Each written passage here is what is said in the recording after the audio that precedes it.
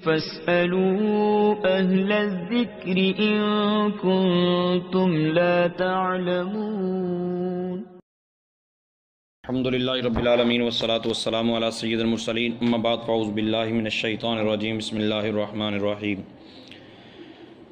الصلاة والسلام علیکہ یا رسول اللہ وعلی آلہ واصحابہ یا حبیب اللہ. الصلاة والسلام علیکہ یا نبی اللہ وعلی آلہ واصحابہ یا نور اللہ. دورہ تفسیر القرآن کی کلاس میں ہم حاضر ہیں اور اس کے اندر چند باتیں آج ہم پیش کریں گے. سورہ کہف پارہ نمبر 16، اس کی آیت نمبر ہے 80 اور 81. واقعہ آپ نے سنا ہوگا، پوری ریکارڈنگ اس کی موجود ہے اس واقعے کی، کہ حضرت خضر علیہ السلام سے ملاقات کرنے کے لیے حضرت موسیٰ علیہ السلام تشریف لے گئے اور حضرت موسیٰ علیہ السلام حضرت خضر کے ساتھ رہنے لگے. آیت نمبر 74 کے اندر اللہ تعالیٰ ارشاد فرماتا ہے فَانْطَلَقَا حَتَّى إِذَا لَقِيَا غُلَامًا فَقَتَلَهُ قَالَ أَقَتَلْتَ نَفْسًا زَكِيَّةً بِغَيْرِ نَفْسٍ لَقَدْ جِئْتَ شَيْئًا نُكْرًا. حضرت خضر علیہ السلام نے لڑکا قتل کر دیا. بچے کھیل رہے تھے، بچے کھیلتے ہوئے بچوں کے اندر سے ایک بچہ لیا اور آپ نے اس کو قتل کر دیا، چھری سے ذبح کر دیا یا دیوار کے ساتھ مارا اور بچہ مار دیا. حضرت موسیٰ علیہ السلام نے کہا خضر، اس نے ہمارے ساتھ کوئی زیادتی نہیں کی، اس نے ہمیں برا بھلا نہیں کہا، بغیر وجہ کہ تو نے ایک انسان کو قتل کر دیا ہے، یہ بہت بری بات ہے. حضرت خضر علیہ السلام کہنے لگے موسیٰ تو آج بول رہا ہے نا، میں نے چلنے سے پہلے آپ سے یہ کہا تھا قال الم اقل لک انک لن تستطیع معی صبرا. موسیٰ چلنے سے پہلے میں نے آپ کو نہیں کہا تھا کہ آپ میری باتوں پہ صبر نہیں کر پائیں گے. تو اچھا، پورا واقعہ نہیں میں سنا رہا، صرف اس ایک بات کی طرف لے کے جا رہا ہوں.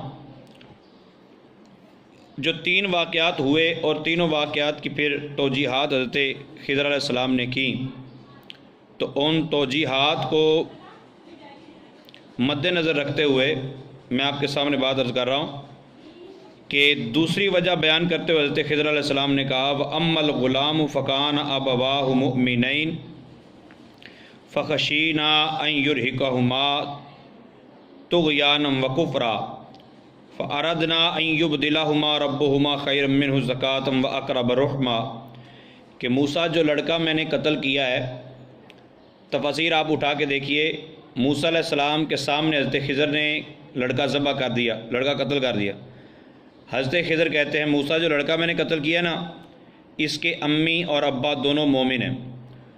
مجھے ڈر یہ لگا کہ یہ لڑکا جوان ہوگا اور بڑا ہو کے کافر ہو جائے گا، اس کے کفر اور طغیانی کی وجہ سے، اس کی سرکشی کی وجہ سے اس کے اماں اور ابا دونوں کافر ہو جائیں گے. یہ تفاسیر میں بات لکھی ہے، تفسیر ساوی میں موجود ہے. اچھا، بڑے ہو کے کافر ہو جائیں گے. اچھا، بڑے ہو کے کافر ہو جانے کے بارے میں حضرت خضر کو کیسے پتہ؟ یاد رکھیے 120 دن کی عمر جب ماں کے پیٹ میں بچے کی ہوتی ہے، تو بخاری شریف کی روایت ہے کہ ماں کے پیٹ میں جب 120 دن بچے کی عمر ہوتی ہے تو فرشتہ پوچھتا مولا کریم کیا بناؤں، لڑکی کا لڑکا؟ پھر فرشتہ لڑکا یا لڑکی بنا دیتا ہے. پھر فرشتہ پوچھتا مولا کریم اس کی عمر کتنی ہوگی، مرے گا کہاں، کیسے مرے گا، جنتی ہوگا جنمی، سارا کوئی لکھ دیتا ہے فرشتہ. اچھا، یہ فرشتے کو اتنا علم غیب ہے. اور دوسری بات یہ ہے کہ حضرت خضر علیہ السلام نے وہ سارا کچھ دیکھا. اب تقدیر تو لکھی جا چکی تھی، لڑکے کی تقدیر لڑکے کی لکھی جا چکی ہے، یہ لڑکا بڑا ہوگا، بڑا ہو کافر ہو جائے گا. اس لڑکے کی ماں کی تقدیر لڑکے کی نانی کے پیٹ میں لکھی جا چکی ہے کہ یہ لڑکی پیدا ہوگی، بڑی ہوگی، پھر اس کی شادی ہوگی، شادی کے بعد اس کے ہاں ایک لڑکا پیدا ہوگا، پھر لڑکا کافر ہو جائے گا، پھر یہ بھی کافر ہو جائے گی. پھر اس لڑکے کے جس لڑکے کو حضرت خضر علیہ السلام نے قتل کیا، اس کے باپ کی تقدیر اس کے دادا کے اس کی دادی کے پیٹ میں لکھی جا چکی، اس کے دادا کے ہاں ہی، کہ یہ وہ لڑکا پیدا ہوگا، پھر پیدا ہونے کے بعد اس کی شادی ہوگی، شادی کے بعد ان کے ہاں ایک لڑکا ہوگا، پھر اس کی ڈیتھ مطلب وہ جوان ہوگا تو وہ کافر ہو جائے گا، پھر یہ بھی کافر ہو جائیں گے۔ 3 بندوں کی تقدیر لکھی ہوئی تھی کہ یہ بڑے ہو کے کافر ہو جائیں گے۔ اب ان تینوں کی تقدیر حضرت خضر علیہ السلام نے پڑھ لی۔ آپ کہتے ہیں فَأَرَدْنَا، ہم نے ارادہ کیا أَن يُبْدِلَهُمَا رَبُّهُمَا خَيْرًا مِّنْهُ زَكَاةً وَأَقْرَبَ رُحْمًا، میں نے لڑکا ہی مار دیا۔ خضر علیہ السلام کہتے ہیں موسیٰ میں نے لڑکا مار دیا تاکہ نہ یہ بڑا ہو کہ کافر ہو، نہ اس کی وجہ سے اس کی امی اور ابا کافر ہوں۔ اب سوچنے والی بات یہ ہے کہ اللہ تعالیٰ نے اپنے پیاروں کو اتنی طاقتیں دی ہوتی ہیں کہ بڑا ہو کے کافر ہو جانے والا لڑکا مار دیا، وہ لڑکا بھی مومن رہ گیا کہ کافر تو بھی ہوا ہی نہیں، اور پھر اس کے امی اور ابا بھی مومن ہی رہ گئے، وہ بھی ابھی کافر نہیں ہوئے۔ حضرت موسیٰ علیہ السلام نے کہا اس کے بدلے میں کیا ان کو ملے گا؟ تو حضرت خضر کہتے ہیں کہ ہم نے ارادہ کیا کہ ان کے بدلے میں ان کو اس سے زیادہ پیارا اور زیادہ پاکیزہ تحفہ دیا جائے۔ اور وہ تحفہ کیا؟ تفسیر ساوی میں لکھا ہے حضرت خضر نے کہا موسیٰ ان کے ہاں ایک بچی پیدا ہوگی، اس لڑکی کا نکاح ایک نبی کے ساتھ ہوگا، پھر اس کے پیٹ سے اللہ تعالیٰ 70 نبی پیدا فرمائے گا۔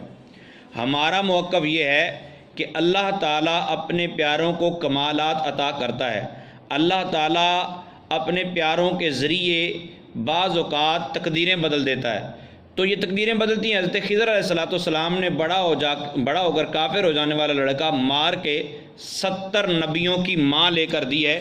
یہ حضرت خضر علیہ السلام کا کمال ہے جو اللہ تعالیٰ نے ان کو عطا فرمایا۔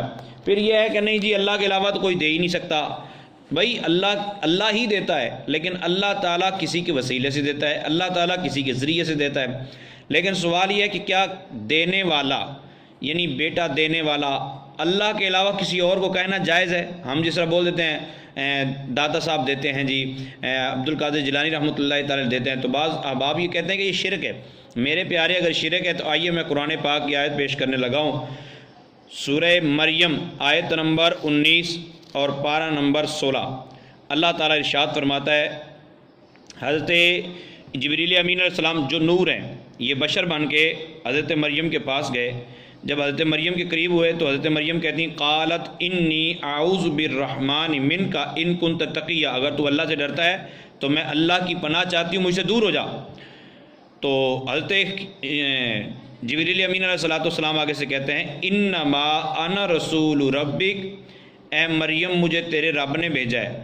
اچھا، اس سے پہلے حضرت مریم رضی اللہ تعالی عنہا جب چھوٹی سی تھی تو حضرت زکریا کے پاس آئے تھے حضرت جبریل امین علیہ السلام، اور یہ کہا تھا اللہ تعالیٰ آپ کو خوشخبری دیتا ہے کہ بیٹا آپ کو عطا فرمائے گا۔ یہاں حضرت جبریل امین علیہ السلام کچھ اور کہہ رہے ہیں، جبریل کہہ رہے ہیں کہ لِآہَبَ لَكِ غُلَامًا زَكِيًّا، مریم میں اس لیے آیا ہوں تاکہ میں تجھے پاک بیٹا دوں۔ کسی سے بھی ترجمہ کروا لیجئے، تاکہ میں تجھے پاک بیٹا دوں۔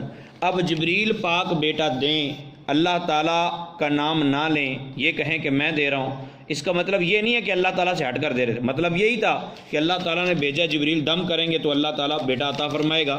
لیکن ایک بات ذہن میں رہے کہ اللہ کے علاوہ کسی کی طرف اگر بیٹا دینے کی نسبت کر دی جائے تو یہ شرک نہیں ہوتا، یہ قرآن کی آیت کے عین مطابق ہے، کیونکہ ہم اللہ کے پیاروں کے بارے میں جب بھی کہتے ہیں تو مطلب ہمارا یہی ہوتا ہے کہ اللہ تعالیٰ کی عطا سے دیتے ہیں یا اللہ تعالیٰ ان کے وسیلے سے عطا فرماتا ہے۔ جبریل نے دم کر کے بغیر باپ کے بیٹا عطا فرمایا، یہ قرآن نے ہمیں بتایا، اللہ عقل سلیم عطا فرمائے۔ اچھا، پھر ایک اعتراض ہوتا ہے، یہ ایک اعتراض ہم پہ ہوتا ہے کہ تم کہ کہتے ہو اشہد اللہ الہ الا اللہ و اشہد ان محمد عبدہ و رسولہ، نبی پاک صلی اللہ علیہ وسلم کو عبد بھی کہتے ہو، ساتھ میں نور بھی کہتے ہو۔ اچھا، گھر میں بیٹھے بیٹھے نا لوگ ایسے ہی دلیلیں بنانا شروع ہو جاتے ہیں، بھائی جب تم عبدہ و رسولہ کہتے ہو، سبحان الذی اسریٰ بعبدہ ہی اللہ نے فرمایا ہے، تو پھر نور کہاں سے آ گیا؟ مطلب یہ ہے کہ بتانے والا ہمیں یہ بتانا چاہتا ہے، اعتراض کرنے والا ہمیں یہ سمجھانا چاہتا ہے کہ جو عبد ہوتا ہے وہ نور نہیں ہوتا، اور جو نور ہوتا ہے وہ عبد نہیں ہوتا، یہی پڑھا ہے نا، یہ ہمیں سمجھاتا ہے۔ اور ہم اتنے بیوقوف بن جاتے ہیں بعض اوقات، ہم اس بات کو لے کر ٹینشن لے لیتے ہیں، اوے مولوی صاحب اس نے اتنی زبردست دلیل دے دی ہے، وہ کہتا ہے اگر ابد ہے تو پھر نور کیسے ہے، اگر نور ہے تو پھر ابد کیسے ہے؟ اب میں آپ کو یہ دلیل دینے لگا ہوں کہ ابد بھی ہے اور نور بھی ہے، نور بھی ہے اور ابد بھی ہے۔ یہ سورۃ الانبیاء کی آیت نمبر آپ کے سامنے پڑھنے لگا ہوں 26۔ اللہ تعالیٰ فرماتا ہے وَقَالُوا اتَّخَذَ الرَّحْمَنُ وَلَدًا سُبْحَانَهُ بَلْ عِبَادٌ مُکرمون۔ یہاں کفار کی بات ہو رہی ہے کہ کفار بیٹے اور بیٹیاں بناتے ہیں فرشتوں کو، تو رب تعالیٰ فرماتا ہے اللہ تعالیٰ اس سے پاک ہے، بل عباد مکرمون، فرشتے تو اللہ تعالیٰ کے عزت والے بندے ہیں، فرشتے عزت والے اللہ کے۔ اب فرشتوں کو کیا کہا گیا؟ عبد۔ کیا کہا گیا؟ تو نور عبد ہو سکتا ہے اور عبد نور ہو سکتا ہے۔ رسول پاک صلی اللہ علیہ وسلم کو عبدہ و رسولہ کہتے ہیں یا سبحان الذی اسریٰ بعبدہ کہا گیا۔ دونوں صورتوں میں نبی پاک صلی اللہ علیہ وسلم کی نورانیت بھی برقرار ہے اور سرکار دو عالم صلی اللہ علیہ وسلم کی عبدیت بھی برقرار ہے، اس پہ اعتراض کرنے کی قطعاً گنجائش نہیں ہے۔ اللہ تعالی ہم سب کو قرآن کریم کو سمجھنے کی توفیق عطا فرمائے، آمین بجاہ النبی الامین۔